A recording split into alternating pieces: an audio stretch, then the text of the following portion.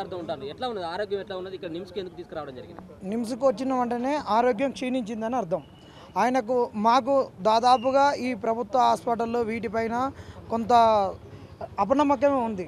ఎందుకంటే ప్రభుత్వం అనేటటువంటిది అన్న చేసేటటువంటిది నిరుద్యోగుల గురించి ప్రభుత్వానికి దిగి రావాలని చేస్తున్నాడు. కాబట్టి మేము ఎంత ఖర్చు అయినా ఏదైనా ఏం లేదు ప్రైవేట్ హాస్పిటల్లోనే దుర్గాబాయి దేశ్ముఖ్లో చేయించుకుంటామని అక్కడ. ఎందుకంటే అక్కడ మా నిరుద్యోగులైనా ఉస్మాన్ యూనివర్సిటీ అయినా అంతా ఒక ప్రహార లెక్క ఉంటుంది. పోలీసులు ఇక్కడ నిమ్స్లో ఇప్పుడే మీరు చూసిరు ఒక 100 మంది పోలీసులు ఉన్నారు.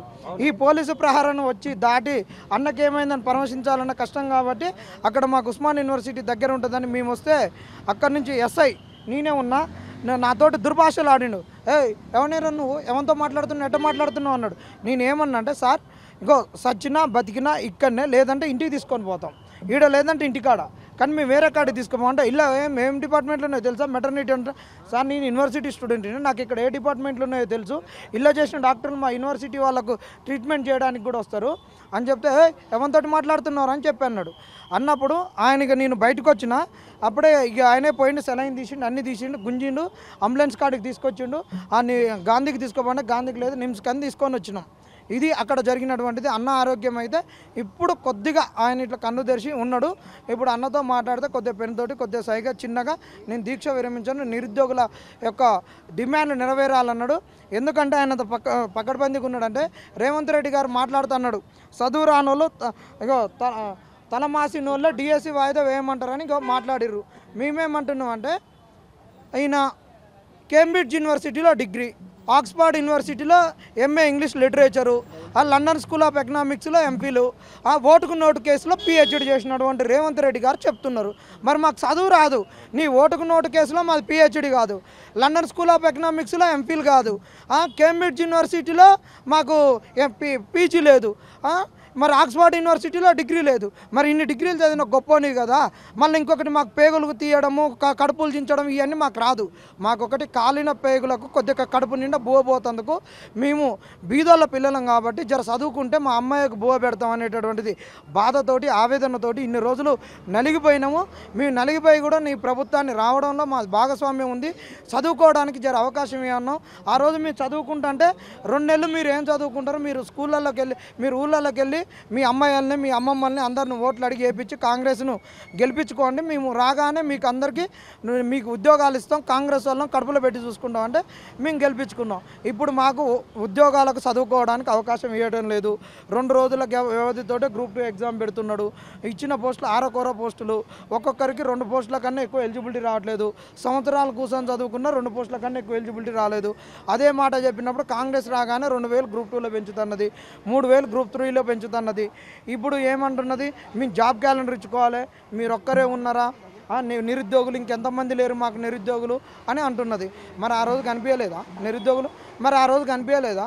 ఒకటేసారి 2 లక్షల ఉద్యోగాలు వస్తాయి, ఉన్న ఉద్యోగాలన్నీ పోతే వచ్చే నిరుద్యోగులకు ఏమి ఇస్తామని ఇవన్నీ. మరి ఈరోజు మాట్లాడేటోళ్ళందరూ కూడా ఆ రోజు మా దగ్గరకు వచ్చిన వాళ్ళు కాదు. వీళ్ళని చూస్తే కనీసము ఒక ఆడోళ్ళు ఒక ఓటు వేసేటోళ్ళు కాదు, వీళ్ళ మొఖాలు కూడా గుర్తుపట్టేటోళ్ళు కాదు. వీళ్ళ మాజీ ఎమ్మెల్యేలకు ఇప్పుడు మంత్రులకే అతి గతి లేనోళ్ళు. వీళ్ళ ఇప్పుడు ఉన్నటువంటి మంత్రులు గతంలో ఒక 8 నెలల కిందట రోడ్ల మీద తిరిగితే అసలు వీళ్ళను ఈడ ఓడర్ నాయనని అసలు వీళ్ళకి నమస్తే పెట్టేటోడు కూడా లేదు. అలాంటి వాళ్ళని గెలిపించుకొని ఇలా మంత్రి పదవులు అన్నీ చేపిస్తే ఇవాళ మాకు వీళ్ళు ఇచ్చేటటువంటిది ఏంటంటే మేము గెలిచిన అధికారంలోకి వచ్చిన మీరా గీరా అని ఒక్కొక్క ఆయన ఏం మాట్లాడుతుండో వాళ్ళు మరి పొద్దున్నట్టు మరి పప్పు సారదాగి మాట్లాడుతారో, పొద్దుకినాక మరి పందాల కళ్ళు దాగి మాట్లాడుతారో ఏం అర్థం కావట్లేదు. జర ఇలాంటి భాషను బంద్ చేసుకొని నిరుద్యోగులు అనేటోళ్ళు చాలా ప్యానిక్గా ఉన్నారు. ఏదన్నా జరిగితే మాత్రం మీరే బాధ్యత వహించాలి, మాకు ఎవరితో సంబంధం లేదు. రేవంత్ రెడ్డి అన్న మరి రేపు చర్చలకు ఎక్కడ ప్లేస్ చెప్తారో ఏందో రారి, చర్చలకు రారి. మరి నువ్వే వచ్చినావు మా దగ్గరికి, ఎవరు రాలేదు, నువ్వే వచ్చినావు, ఇదే ప్రెస్ క్లబ్లో నువ్వే వచ్చి మాట్లాడినావు. నేను రాగానే 2 లక్షల ఉద్యోగాలు ఇస్తున్నావు, నీకు మాకే చర్చ ఫేస్ టు ఫేస్. నువ్వు చెప్పినావు, మాకు రాహుల్ గాంధీ చెప్పారు, ప్రియాంక గాంధీ చెప్పారు, మీ ముగ్గురితోటి చర్చించుకుంటాం. ఇంకా పక్కన ఉన్న వాళ్ళందరూ ఈ సందులో సడేమి అనేటోళ్ళు, ఈ సన్నాయి నొక్కులు నొక్కేటోళ్ళు, వీళ్ళు పెద్ద ముగ్గుడు అని కాడ బరాతులు తీసినట్టు ఓ అని మొత్తుకునేటోళ్ళు, వీళ్ళందరితో మాకు సంబంధం లేదు. వాళ్ళ పేర్లు కూడా ఉచ్చరించాం. వాళ్ళు అసలు అంతా లత్కోరగాళ్ళు, వాళ్ళు ఏదో నీ మెప్పు పొందాలని చూస్తున్నారు, వాళ్ళతో సంబంధం లేదు. కానీ వీళ్ళు మాట్లాడడం వల్ల కొంతమంది ప్యానిక్ అవుతున్నారు. ఇలాంటి వాళ్ళని పక్కనయ్యి నువ్వు వచ్చేసి మాకు ఖచ్చితంగా డిసెంబర్లో ఎగ్జామ్ పెడుతున్నా, గ్రూప్ 2 గ్రూప్ 3 పోస్టులు పెంచని చెప్పు, 1:100 ఇస్తున్నాని చెప్పు. లేదు అంటావా మేము ఎట్లాగా ఢిల్లీకి పోతున్నాం, ఢిల్లీలోనే తాడోపేడో తెలుసుకుంటాం, రాహుల్ గాంధీ ఇంటి ముంగటనే కూర్చుంటాం. రావు కాలం అయిపోయినాక శుభకాలం వచ్చినాకనే శుభగడియల్లోనే మేము ముగించుకొని వస్తాం. ఎందుకంటే నువ్వు రావు కాలం వస్తుందని చెప్పి అర్ధమ్మ రాత్రి 6 మంది ఎమ్మెల్సీలను చేసుకున్నావు కదా, మేము కూడా నీ గడియలు తిథులు గుర్తుపెట్టుకొని ఢిల్లీకి వెళ్తున్నాం. ఢిల్లీ నుంచి ఖచ్చితంగా వస్తాం. జడ్సన్ అన్న కనుక ఏమన్నా అయితే పక్కా మేము చెప్తున్నాం రాష్ట్రం అగ్నిగుండమే. ఇక్కడ జడ్సన్ అన్న ఆరోగ్యాన్ని క్షణం క్షణం చూపించడానికి వస్తున్న జర్నలిస్టులకు కూడా ఏమన్నా అయితే మొన్న 3 రోజుల కిందట ఉస్మానియాలో చేసినట్టు వాళ్ళ మీద దాడులు చేసిన వాళ్ళకేమన్నా అయినా కానీ మీ రాష్ట్రం అగ్నిగుండమే. వాళ్ళు మా తరపున ఉంటున్నారు, మేము వాళ్ళ తరపున ఉంటామన్నాం. కానీ ప్రభుత్వానికి ఒక హెచ్చరిక జారీ చేస్తున్నాం. అంటే మొన్న మహబూబ్నగర్ సభలో చెప్పారు ఈ జడ్సన్ చేస్తే మేము ఉద్యోగాలు ఇస్తామా, లేకపోతే మోతిలాల్ చేసినటువంటి దీక్ష చేస్తే ఉద్యోగాలు ఇస్తామా, కేటీఆర్ హరీష్ రావు చేస్తే కానీ మేము ఇస్తాం, వాళ్ళు అమర దీక్షకు వాళ్ళు కూర్చోవాలని చెప్పేసి అంటా ఉన్నారు. మరి ఈయనకు మరి జడ్సన్ అన్నను మరి అంటే వీళ్ళకి ఎట్లుంటుందో తెలుసా, ఈ కాంగ్రెస్ వాళ్ళకు అందేంతవరకు కాళ్ళు అందినాక జుట్టు పట్టుకుంటారు. మరి ఆయన మొన్న ఎన్నికలప్పుడు కూడా జడ్సన్ అన్న అన్నాడు, వాళ్ళు అడిగితే ఎమ్మెల్సీ ఎన్నికలప్పుడు ఒక సామాన్య కార్యకర్త అన్నాడు. మరి ఇదే సామాన్య కార్యకర్త జడ్సన్ అనేటటువంటి వ్యక్తికి ఏం లేనప్పుడు మరి పీసీసీ గురించి మరి ఇదే దామోదరం రాజనరసింహని పట్టుకొని మరి వాళ్ళ ఇంట్లో గంటలు ఎట్ట చర్చ పెట్టినావు, మరి ఆయన గంటలు ఫోన్లు చేసి అన్న నువ్వే చేయాలన్నని ఆయన నీ పీసీసీ గురించి ఎందుకు చేసుకున్నావు మరి నువ్వు చెప్పాలి.